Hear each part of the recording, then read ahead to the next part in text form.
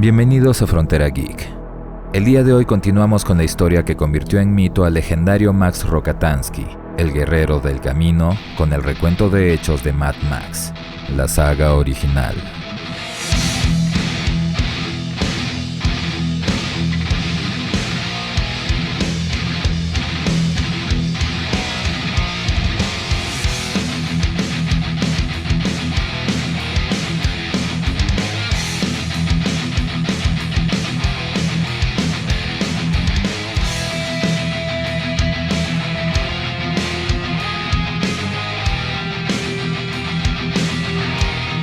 Antes de comenzar, enviamos un agradecimiento especial a nuestros Patreons y a los miembros del canal por su apoyo y fe en el proyecto de Frontera Geek. Muchas gracias, amigos.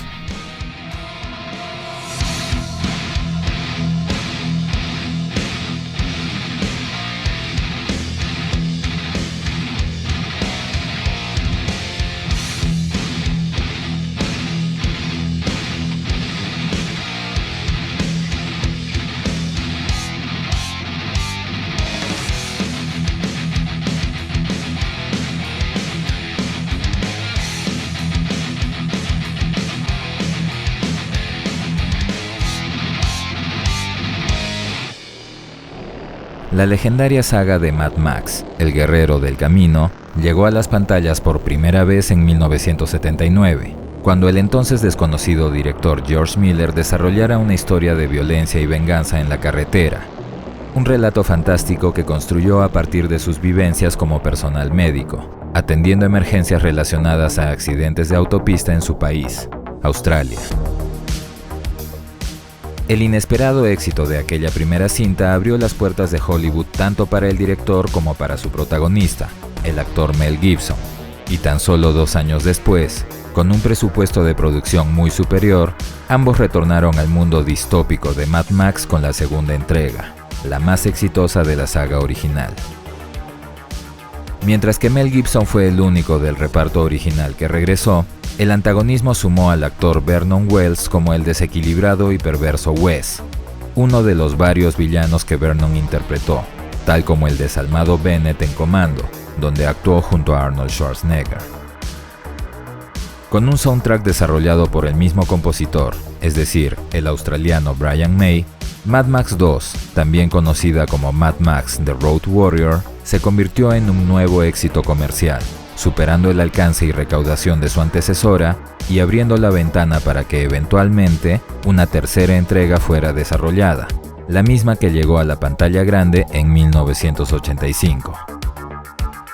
Beyond the Thunderdome, más allá de la cúpula del trueno, o simplemente Mad Max 3, continuó con la leyenda de Max Rokatansky y el mundo distópico, pero esta vez codirigida entre George Miller y George Ogilvy, un director de teatro y televisión con el que trabajó previamente, situación que se dio por necesidad de Miller, puesto que este estaba pasando por un momento difícil debido al inesperado fallecimiento de su gran amigo Byron Kennedy, el co-creador de Mad Max y también productor de las 2 primeras películas. Como siempre, Mel Gibson regresó a encarnar a Max Rokatansky, y el antagonismo en este caso recayó en los hombros de la legendaria cantante Tina Turner, quien además de interpretar a Auntie, la tía, también sumó 2 de sus canciones al soundtrack del film, que en este caso fue compuesto por el francés Maurice Jarre, también creador de la música de cintas como el clásico Dr. Zhivago de 1965 o la memorable serie Shogun de los años 80, entre muchos trabajos más. Mientras que esa tercera cinta obtuvo muchos elogios por ciertos aspectos de su historia, también generó crítica y debate por la inclusión de subplots y personajes inesperados. Pero pese a todo, sigue siendo parte importante del legado post-apocalíptico de Miller. En nuestro anterior video les trajimos mucha información sobre la producción y el resumen detallado de la primera cinta de Mad Max, por lo que en este recuento sus eventos solo serán referidos superficialmente. Si desean recordar la primera cinta con mayor profundidad, tienen disponible el video en el canal. ¿Cuál es la historia que convirtió en leyenda al solitario guerrero del camino?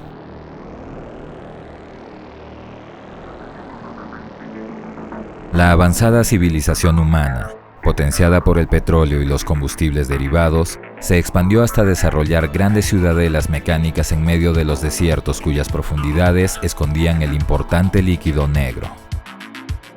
En cierto momento, todo eso desapareció, engullido en un conflicto de superpotencias cuyo poder de fuego destruyó sus propias bases y afectó mortalmente al mundo natural. Sin el preciado combustible, el mundo se paralizó. La maquinaria que potenciaba a la civilización se atascó y se detuvo. Los líderes mundiales intentaron solucionar el problema, pero nada pudo contener la autodestructiva naturaleza humana. El mundo como lo conocemos se derrumbó en pedazos. Las ciudades fueron saqueadas, incendiadas, cubiertas por el miedo. El salvajismo y las peores perversiones del hombre salieron a la luz. Las carreteras se convirtieron en una pesadilla de la que solo aquellos dispuestos a saquear lograban sobrevivir. Bandas y pandillas tomaron las autopistas, listas para iniciar nuevos conflictos por el preciado y cada vez más escaso combustible. Y fue de esa tormenta de caos y destrucción que un hombre que se hizo leyenda surgió. La gran mayoría, quienes para suerte o infortunio se cruzaron en su senda, lo recordaban como el guerrero del camino. Pero algunos, los pocos que lo conocieron de cerca, lo llamaban Max. En la última etapa de decadencia de la urbe australiana, el oficial persecutor Max Rokatansky de la Fuerza de Patrullaje, los vestigios del cuerpo policial, era un hombre cuya osadía y efectividad era temida incluso por los más avesados criminales y pandilleros. Pese a que una primera pérdida, la del oficial Gus, su mejor amigo, lo llevó a decidir abandonar su ocupación para llevar una vida tranquila y sin riesgos junto a su familia, la tragedia lo persiguió hasta alcanzar lo que más quería. Por azares del destino, los arrogantes criminales con los que lidiaba en la vida que quiso abandonar lo volvieron a encontrar. Con el rugido de un motor, Max perdió todo lo que amaba. Sin ninguna motivación más que la venganza, Max se hizo del más poderoso vehículo de la fuerza de patrullaje y dio caza a los responsables de su tragedia, acabando con ellos sin piedad ni miramientos. Vacío y tan desolado como aquello en lo que el mundo se estaba volviendo, Max tomó su auto y condujo sin rumbo fijo más que el de intentar alejarse del dolor y aquellas sombras que nublaban su mente, sus propios demonios. Tras el colapso total de la civilización y la pérdida del medio ambiente, aquellos pocos que lograron perdurar retornaron a la supervivencia y la barbarie, y entre ellos estaba Max, más distante y aislado que nunca, aunque sin haber perdido su humanidad gracias a la compañía de un fiel y tierno can. La interminable batalla por la gasolina se había encarnizado y se libraba en cada carretera, en cada autopista, y cada gota del preciado combustible era preciosa y atesorada. En su recorrido por las carreteras, Max encuentra un extraño vehículo que había sido abandonado como señuelo, y aunque su dueño aparece e intenta dominarlo para robarle su combustible, la sorpresiva intervención de su perro inclina la balanza a su favor. Max domina al sujeto y este, buscando que le permita vivir, le promete conducirlo a un lugar donde la gasolina, la comida y el agua eran muy abundantes. Así, Max toma prisionero al sujeto, quien bajo la minuciosa vigilancia de su perro, lo guía hasta una ciudadela construida alrededor de una vieja refinería de petróleo, lugar que en ese momento había sido rodeado por miembros de la misma pandilla de motociclistas con la que luchó antes. El cerco a la refinería continuó durante la noche, pero fue al llegar la mañana que Max atestiguó cómo un vehículo que intentó escapar de la banda fue alcanzado y volcado, y sus dos ocupantes atacados, siendo el hombre malherido y la mujer que lo acompañaba asesinada. Al ver a los motociclistas irse, Max se aventura en las cercanías de la refinería y recoge al hombre aún vivo, con la idea de devolverlo con su gente y obtener una recompensa en combustible y suministros. Pese a su desconfianza, la comunidad que vivía en el interior lo recibe con la intención de salvar a su compañero herido, pero el daño a su cuerpo excede su capacidad para sanarlo, por lo que el hombre fallece llevándose consigo la oportunidad de Max. Max es tomado prisionero y su impresionante vehículo, el último de los Interceptor V8, es confiscado e ingresado en las instalaciones. Con el retorno de los motociclistas, sin embargo, la atención de la comunidad vuelve al exterior, en donde el líder de la pandilla, un enorme hombre que se hacía llamar a sí mismo como Humungus, les ofrece un trato. La garantía de que podrían salir de aquella situación ilesos a cambio de que entreguen la refinería y todo el combustible que había en ella. Tenían un día para aceptar la oferta, de lo contrario, usarían la fuerza. La situación genera un conflicto entre los habitantes, pues mientras algunos consideraban la oferta de Humungus, la posición de su líder, un hombre que era llamado Papagayo, era completamente opuesta, desconfiando por completo de las verdaderas intenciones de los pandilleros. Ante tal situación, Max les propone un nuevo trato, el obtener un vehículo lo suficientemente grande y potente como para que puedan escapar de la refinería llevándose un tanque de combustible, a cambio de que le devuelvan su auto con toda la gasolina que pueda cargar. Trato que el consejo decide aceptar. Cargando galones de diésel para el gran camión que vio en la autopista antes de llegar a aquel lugar, Max aprovecha la oscuridad de la noche para escabullirse de las patrullas de las pandillas, logrando alcanzar las montañas y cierta seguridad.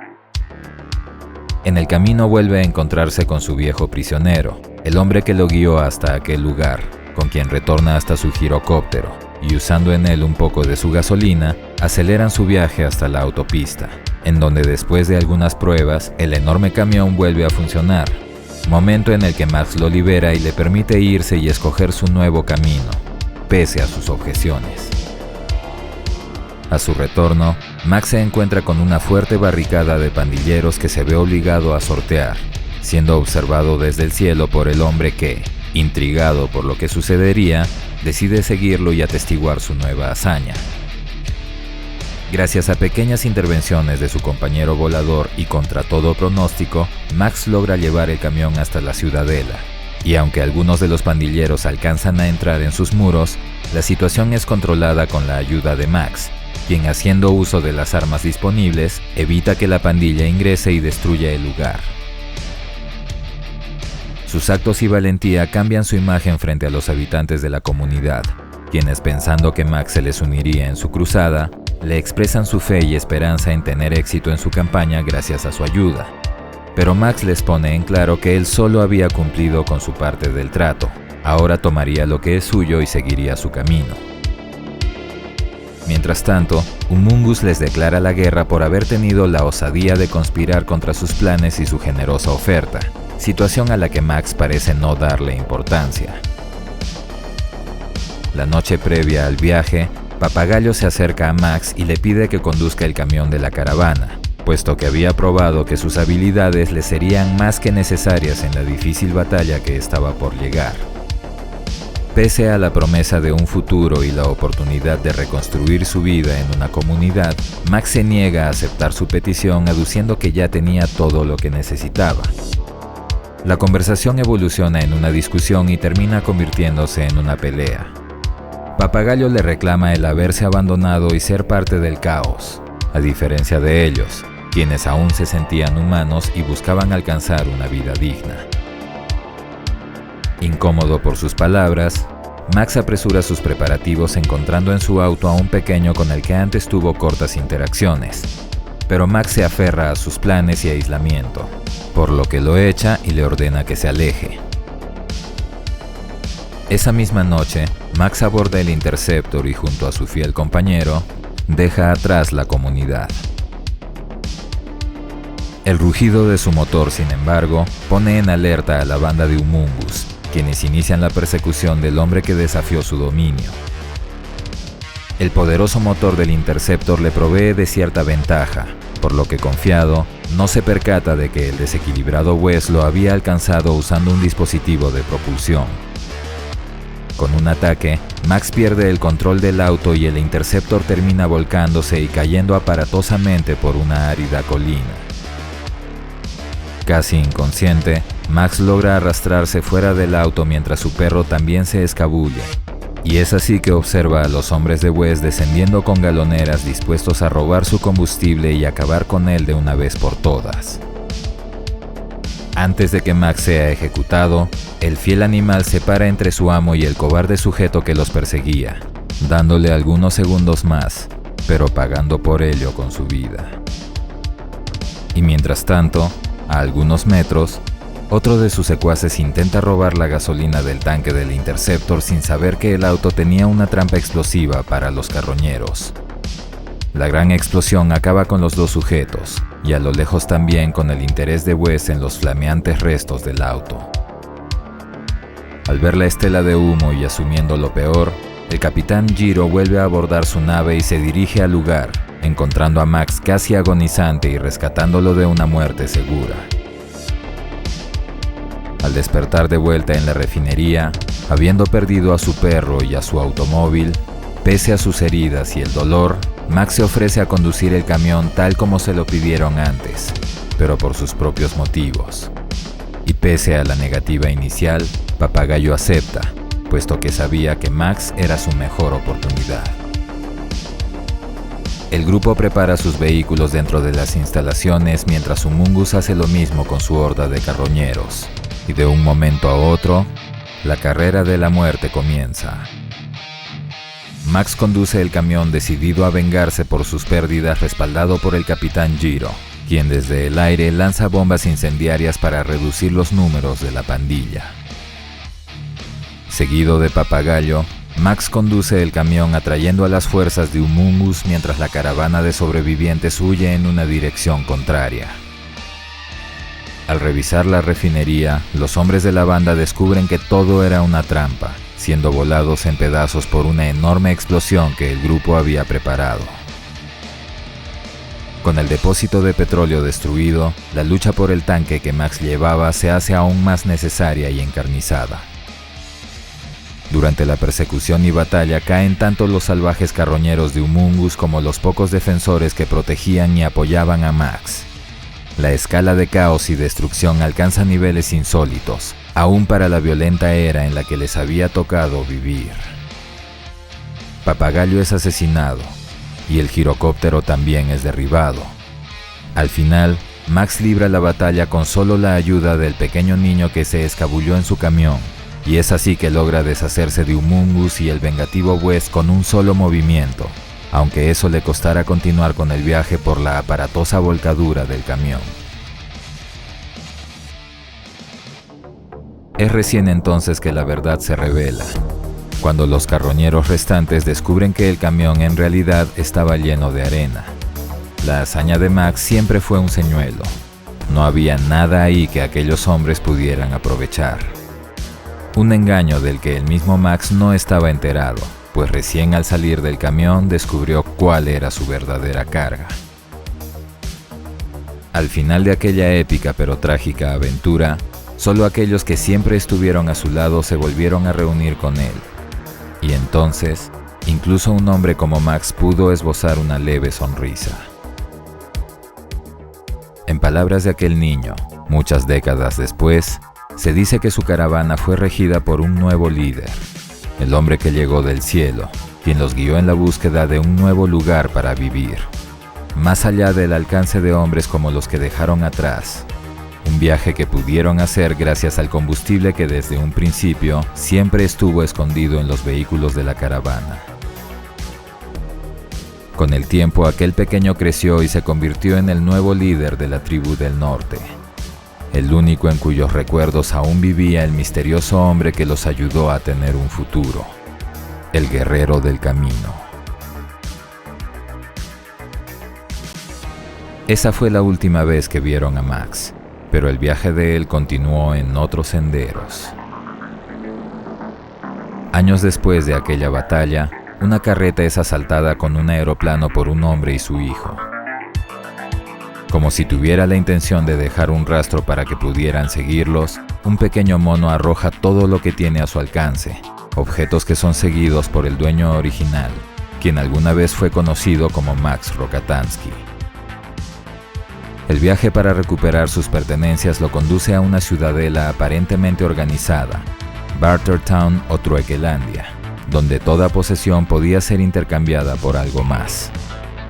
Un lugar en el que la regresión barbárica de los vestigios de la humanidad se controlaba con algunas prohibiciones y reglamentos. Es ahí que Max revela al administrador que su objetivo era recuperar lo que le había sido robado, para lo cual estaba dispuesto a ofrecer sus habilidades como intercambio. Pese a la negativa inicial del hombre, este se ve forzado a aceptar cuando Max pone en claro que de una forma u otra iba a recuperar lo que le pertenecía, así que lo más conveniente para él era hacer un trato. Habiendo visto las habilidades de las que hablaba, el colector lo conduce hasta otro ambiente en el que es presentado ante una mujer conocida como Auntie, la supuesta gobernante de toda aquella comunidad, quien después de poner a prueba sus destrezas de combate con varios de sus hombres al mismo tiempo, le ofrece cumplir la solicitud de devolución de sus pertenencias a cambio de un pequeño trabajo: la aniquilación de un hombre que obstaculizaba su gobierno sobre Bartertown. El objetivo era Blaster, el enorme guardaespaldas de un pequeño anciano que manejaba una granja de cerdos en cuyo interior el estiércol de los animales era procesado para la obtención de gas, y con él la energía para todo el pueblo. La tarea, sin embargo, no podía ser realizada de manera extraoficial. Tenía que ser en un enfrentamiento público, un duelo. Con la finalidad de obtener información sobre su blanco, Max se infiltra en la granja y comienza a observar a Blaster, descubriendo que su enorme estatura era proporcional a su fortaleza física, pero también una debilidad: hipersensibilidad a silbidos y sonidos agudos, algo que sería muy útil al momento de enfrentarlo. Forzando una enemistad con el anciano referido como Master para cumplir con su parte del trato, Max y su contrincante son conducidos al cuadrilátero que por ley les permitiría resolver sus diferencias de manera definitiva. Thunderdome, la cúpula del trueno, la jaula en la que dos hombres entraban, pero solo uno podía salir. Los habitantes de Truequelandia se reúnen para el sangriento espectáculo que estaba por comenzar mientras Max guardaba celosamente su carta de victoria. Tras una ceremoniosa introducción y el establecimiento de las reglas, es decir, la total ausencia de estas, el duelo comienza. Tanto Max como Blaster son colgados con cuerdas elásticas que les permitirían moverse con mucha libertad, incluso para alcanzar las armas que habían sido colocadas en las paredes del domo. El enfrentamiento inicia y las condiciones parecen haber eliminado la ventaja física de Blaster, pero después de muchos golpes y forcejeos, Max comienza a ser vencido, hasta que, haciendo uso de su silbato, obtiene una real ventaja que le permite atacar al gigante sin piedad alguna, removiendo su casco. Al ver su rostro, sin embargo, que prácticamente se trataba de un niño atrapado en el cuerpo de un adulto, Max se rehúsa a continuar con la lucha y, pese a la regla de aniquilación en los combates del domo, perdona la vida de su adversario. La tía, sin embargo, no comparte su limitación moral, por lo que ordena a sus hombres acabar con Blaster y toma a Max como prisionero por haber desobedecido el reglamento de la cúpula del trueno. Su destino es elegido al azar, y entre varios tipos de muerte o mutilación, la suerte determina que Max sea exiliado. Sobre un caballo, sin agua ni alimento, Max es enviado a morir en el desierto, mientras que en Bartertown, el enano Master es dominado por Auntie, quien se hace del poder absoluto de la ciudadela. Situación que un simpatizante de Max observa y que, en poder del mono que alguna vez fue suyo, carga al animal con una cantimplora con agua y lo envía al desierto a encontrar a su amo. Después de perder al caballo por el abrasador calor y una trampa de arena, Max es encontrado por su pequeño compañero, y gracias a la poca agua que el animal portaba, Max escapa de la muerte, al menos de momento. El interminable camino, sin embargo, exige de Max hasta su último vestigio de fuerza, por lo que eventualmente cae rendido para morir sobre la arena. Poco después, sin embargo, una misteriosa y tribal figura, un morador del desierto, lo encuentra y lo transporta hacia un destino desconocido. Su salvadora, una joven conocida como Savannah, lleva a Max hasta un oasis lleno de vida en el que una tribu de niños y adolescentes lo recibe, sanándolo e incluso aseándolo bajo la idea de que Max era una especie de Mesías, un salvador profético. Después de despertar, el sorprendido Max es introducido a las leyendas y mitología de la tribu de los jóvenes e infantes. El gran flash de la explosión atómica, una legendaria máquina voladora y la promesa de una tierra llena de vida donde su grupo podría florecer. Imágenes y recuerdos de la civilización que fue destruida por las guerras del hombre, pero que aquellos niños anhelaban como si de una esperanzadora fantasía se tratase. Al ver que su profecía no era más que una malinterpretación de los hechos que llevaron al mundo a la debacle, Max les explica que él no era el héroe que esperaban, y que el mundo con el que soñaban ya no existía. Y aunque los niños llegan incluso a sorprenderlo al mostrarle los restos de un avión enterrado en la arena, Max vuelve a romper sus ilusiones dándoles la espalda. La incapacidad de Savannah para aceptar esa realidad la lleva a intentar separarse y cruzar el desierto en busca de respuestas.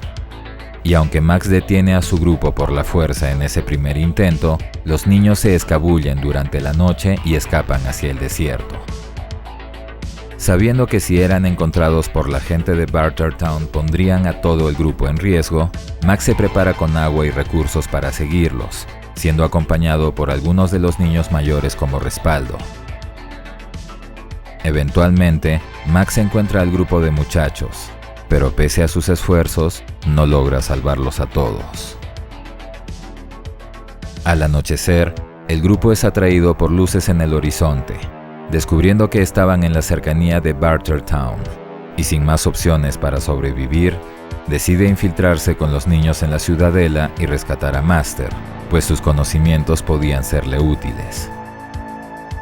Tras cómicos enfrentamientos e infantiles persecuciones, Max y sus aliados logran liberar al pequeño anciano y se apoderan de un tren en el que después de abordar, parten hacia el exterior derribando incontable maquinaria e iniciando una reacción en cadena que destruye todo Truequelandia, desde sus cimientos hasta las construcciones en la superficie.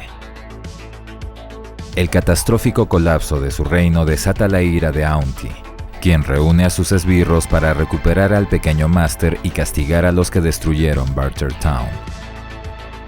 Con el apoyo de los niños de la tribu, Max logra defender la caravana y contener el asedio de sus torpes perseguidores hasta llegar al fin de los rieles, donde tras reconocer al hombre que robó sus pertenencias al inicio de esa aventura, lo fuerza a iniciar el motor de su aeroplano y tomar a los niños y el anciano, mientras él conduce un vehículo y les abre paso para permitir su despegue.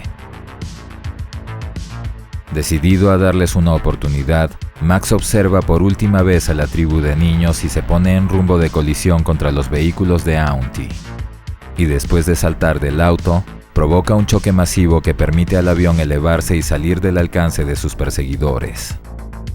Mientras tanto, en tierra, el indefenso Max es hallado por la mujer y sus hombres, y pese a todo lo sucedido, como si la gran persecución le hubiera causado gracia o entretenimiento, Auntie decide perdonarle la vida y regresar a reconstruir Bartertown. Una vez más, Max quedaba solo y herido en medio de la nada. Eventualmente, los niños encontrarían la tierra soñada. Mejor dicho, los restos de lo que alguna vez fue, las ruinas de la ciudad de Sydney. Su grupo y algunos miembros se establecieron ahí y progresaron, narrando cada noche el cómo llegaron al lugar y recordando al misterioso hombre que los halló y los salvó. Cada noche encenderían las luces de aquella ciudad para atraer a todos aquellos que aún estaban perdidos allá afuera. Incluso para él, el misterioso y solitario merodeador conocido como Mad Max, el guerrero del camino.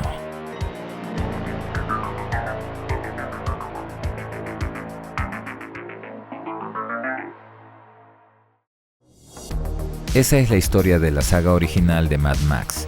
Y tal como dijimos en un principio, los eventos y análisis de la primera película fueron desarrollados en nuestro video anterior, por lo que en esta ocasión profundizaremos en las dos secuelas. Si bien la primera cinta fue exitosa, su difusión en el mercado estadounidense fue bastante limitada debido al origen australiano de la producción, razón por la que su secuela, Mad Max 2 de 1981, fue estrenada bajo el título de El Guerrero del Camino, The Road Warrior, para así evitar confundir a la mayoría de público, los que conocían al personaje por primera vez. Un tiempo después, Mad Max de 1979 sería lanzada en formatos caseros, promocionada como una precuela del exitoso film. Mad Max 2 explicó los vacíos de la historia que nunca fueron referidos en el primer film, es decir, la caída de la civilización moderna y los hechos que condujeron a esa situación, y además de haber profundizado en ese aspecto, también potenció la propuesta post-apocalíptica de la primera entrega. El mundo presentado en Mad Max 2 se ve mucho más árido y agreste que el del primer film, además de que la vestimenta e indumentaria de los personajes es mucho más peculiar, exagerada y fetichista. Un estilo de diseño que hoy en día se conoce como post-apocalyptic punk, uno de los legados más importantes de la trilogía original de Miller, influencia de muchas otras películas posteriores. Evidentemente, la sensación de involución social expresada por medio de la vestimenta llegó acompañada de mayor violencia e imágenes explícitas que por evidentes razones no podemos incluir en esta edición. Por todo eso y la mejorada interpretación de Mel Gibson como Max Rokatansky, Mad Max 2 es considerada como la mejor de la saga y una de las mejores películas de acción de la historia del cine, pues tiene espectaculares escenas de lucha y persecución a alta velocidad de más de 10 minutos de longitud ininterrumpida, escenas que evidentemente fueron grabadas de manera práctica, y con todo el esfuerzo y riesgo que eso demanda. Mad Max 3, por otro lado, pese a haber llegado varios años después, no logró tener el alcance ni éxito de las dos primeras películas, y no por disminución de la calidad técnica, caracterización de personajes o la ambientación, puesto que en esos aspectos, la cinematografía es incluso superior a la de las anteriores películas, sino más bien por el evidente cambio de tono que la película sufre desde el momento en el que el elemento infantil es incluido. A diferencia de Mad Max 2, donde el niño participa como un personaje secundario que ni siquiera sabe hablar y cuyos actos no alteran el curso de los eventos, en Beyond the Thunderdome, la tribu de niños tiene mucho mayor protagonismo, siendo una parte central de la historia y llegando incluso a definir la batalla final, alejando las secuencias de la violencia en favor de la comicidad. Y el cambio de tono se hace aún más evidente con el soundtrack que acompaña esas secuencias, con melodías alegres y graciosas que más que una película de Mad Max, dan la sensación de estar viendo una película de Disney. Y aunque en aquella época ese nombre era sinónimo de calidad indiscutible, repetimos, en aquella época, definitivamente no es lo que el público esperaba de una cinta de Mad Max. Por momentos, el mismo Mel Gibson parece estar preguntándose el por qué su película de supervivencia post-apocalíptica en la carretera parecía una escena de Los niños perdidos de Peter Pan. Lo que sí podemos señalar es que la idea de un mundo post-apocalíptico sin reglas ni moral se mantiene en ambas secuelas. Las víctimas del gobierno del caos abarcan a los hombres, los animalitos, a los niños y a las mujeres por igual. Y eso incluye el accionar del propio Max, aunque dentro de sus propios parámetros. ¿Se imaginan las quejas absurdas que esto hubiera generado si se hubiera filmado en esta época?